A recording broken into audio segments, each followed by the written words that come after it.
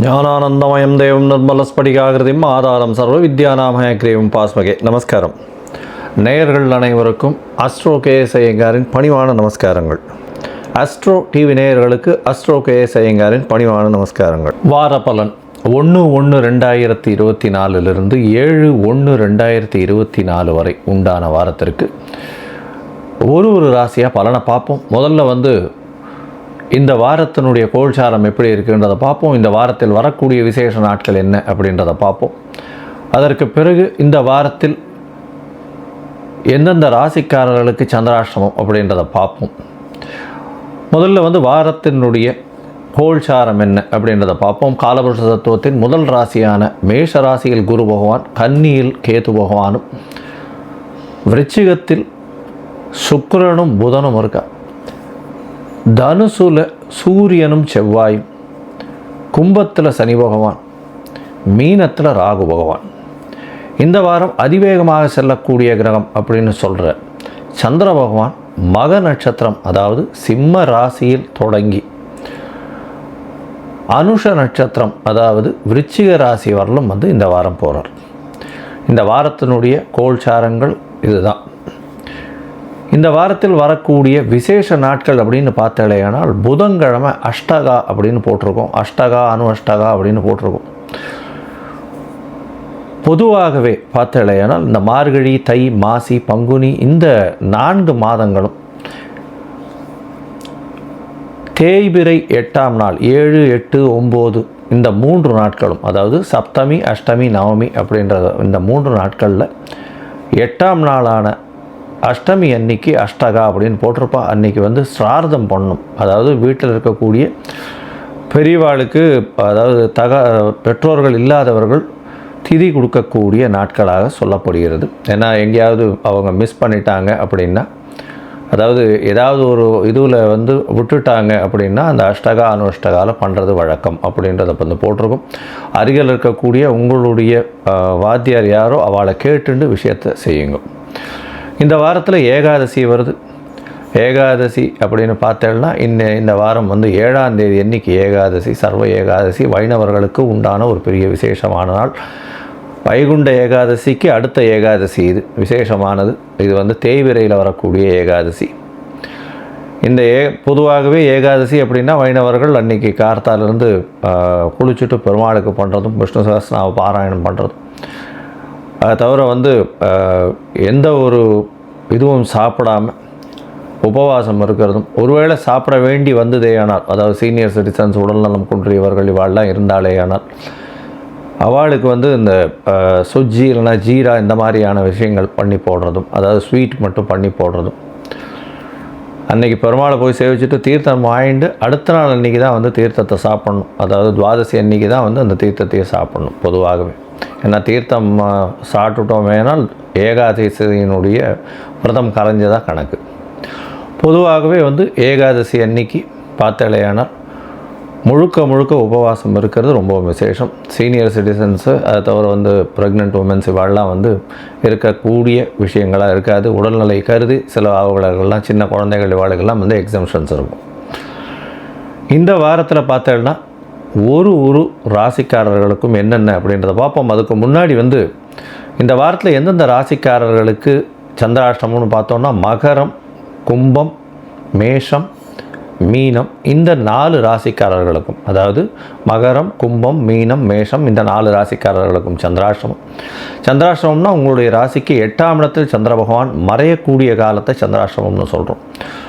இந்த காலகட்டத்தில் புதிய முயற்சி வேண்டாம், வெளியூர் வெளிமாநில பிரயாணம் வேண்டாம்னு சொல்கிறோம். ஒருவேளை பண்ண வேண்டிய கட்டாயம் இருந்ததேனால் சந்திர பகவானுக்கு உண்டான எளிய பரிகாரம்னு சொல்லக்கூடிய ஒரு 1/2 டம்ளர் பசும்பால் அருகில் இருக்கக்கூடிய கோவிலில் அபிஷேகத்துக்கு திருமஞ்சனத்துக்கும் கொடுத்துட்டு போகிறது ரொம்பவும் விசேஷம் அப்படின்றத சொல்கிறேன். அதன் மூலியமாக சந்திராஷ்டமத்தின் தாக்கம் குறையும். ஏன்னா சந்திராஷ்டமம் இருக்கும்பொழுது தடங்கள் அதிகமாக வரும், அதனால் பண்ண வேண்டாம்னு சொல்கிறோம். சரி, இந்த வாரம் மேஷம் முதல் மீனம் வரை ஒரு ராசியாக 1/1/2024 7/1/2024 வரை உண்டான பலன்கள் என்ன அப்படின்றத பார்க்கலாம். விருச்சிகம், விசாகம், அனுஷம், கேட்டை இந்த 3 நட்சத்திரம் 9 பாதங்களை கொண்ட ராசி. ராசியின் அதிபதி அப்படின்னு சொல்லக்கூடியவர் செவ்வாய் பகவான் ராசிக்கு 2ஆம் இடத்துல இருக்கார். பரிவர்த்தனை யோகத்தில் வந்து ஆட்சி பெற்று போகிறார். எங்கே அப்படின்னா செவ்வாயினுடைய இன்னொரு வீடான மேஷத்தில் ஆட்சி பெற்று போகிறார். பெரிய ஏற்றமான காலம். புதிய கடன் வாங்கக்கூடிய காலகட்டமாக இருக்கும். எதிரிகள் அற்ற நிலை இருக்கும். ஏன்னா செவ்வாய் பரிவர்த்தனையில் ஆட்சி பெற்று போகிறதுனால நல்ல ஒரு ஏற்றம் இருக்கும். அதை தவிர குருவும் வந்து 6ஆம் இடத்திலிருந்து செவ்வாயை பார்க்குறார், ராசிநாதனை பார்க்குறார். உடல் நலத்தில் நல்ல ஒரு ஏற்றம் இருக்கக்கூடிய காலகட்டமாக இந்த வாரம் அமையிறது. இந்த வாரத்தில் பார்த்தோம்னா 4ஆம் இடத்தில் இருக்கக்கூடிய சனி பகவான் மூலியமாக சிறு சிறு தொந்தரவுகள் இருக்கும். அதாவது உங்களுடைய கம்ஃபர்ட்ஸ் குறையும், வேலை பளு அதிகமாகும். தேவையற்ற விஷயங்களில் தலையிடாமல் இருக்கிறது ரொம்பவும் நல்லது. ஏன்னா அதன் மூலியமாக பிரச்சனை வரும். 2ஆம் இடத்துல சூரிய பகவானும் செவ்வாய் பகவானும் இருக்கிறதுனால பேச்சில் ரொம்ப ஜாகிரதையாக இருக்கணும். பட்டுன்னு பேசிடுவீங்க, அதுக்கப்புறம் வந்து அதற்காக வருத்தப்படக்கூடிய காலகட்டமாக இருக்கும். ரொம்ப ஜாகிரதையாக இருக்கிறது நல்லது. உங்களுடைய ராசிக்கு பார்த்தோம்னா 5ஆம் இடத்துல வந்து ராகு பகவான் இருக்கார். ராகு பகவான் 5ஆம் இடத்துல இருக்கிறதுனால உங்களுக்கு புதிய பதவியெல்லாம் எடுத்து கொண்டு ஒரு தரா மாதிரி கொண்டு வந்து பயங்கர ஹைட்டில் கொண்டு போவார். தட்டால்னு அது கம்மியாகும். அதனால் ஜாகிரதையாக இருங்கோ, அதன் பின்னாடி ஓடாதீங்க, ஜாகிரதையாக இருக்கிறது ரொம்பவும் நல்லது. அதுவும் வந்து இந்த விருச்சிக ராசிக்காரர்கள் பார்த்தாலேயானால் மருத்துவம் சம்பந்தப்பட்ட, மருந்து சம்பந்தப்பட்ட, இந்த மருத்துவ உபகரணங்கள் சம்பந்தப்பட்ட, மண் சம்பந்தப்பட்ட, அதை தவிர வந்து மைனிங் சம்பந்தப்பட்ட துறையில் இருக்கிறவா, அந்த மைனிங் சம்பந்தப்பட்ட இதுலேருந்து பார்த்தோம்னா இந்த இது என்ன சொல்கிறது, இந்த மினரல்ஸ் எடுக்கிறது, இந்த மாதிரியான விஷயங்கள் இருக்கிறவாளுக்கெல்லாம் சிறு சிறு பிரச்சனைகள் நிச்சயமாக வரக்கூடிய காலகட்டமாக இருக்கும். சமையல்கலை வல்லுநர்கள் நல்ல ஒரு ஏற்றத்தை கிடைக்கக்கூடிய காலகட்டமாக இந்த வாரம் அமையிறது.